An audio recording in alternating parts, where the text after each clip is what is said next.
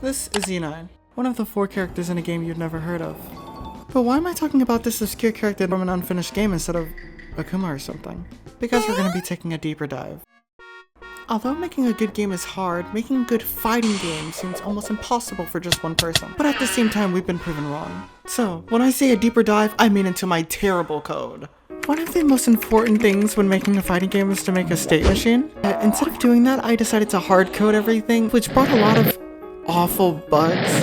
Well, I did one of the most reasonable things and recoded everything from scratch. Which is why Inai is important. Inai is the first character that I actually decided to make a state machine for, and even with that, it's not the best. But if I wanted to get this game done, I would have to do it somehow. So, how does it work? Just like any other state machine. So instead of talking about what makes it a state machine, I'm going to be talking about what's different about it and what makes it easier for me to use. So first, customization. Not having to hard code everything different about a character is very nice. Especially if one or two different characters have similar stuff and I have everything the same, like Ryu and Ken. Next up is updates. Whenever I want to change something about how the game works, I would have to copy and paste the code over to every character. This is bad because, well, I think it's obvious. So now when I want to update something, I just update the state machine and everything works fine. So there's not really a lot much else for me to talk about.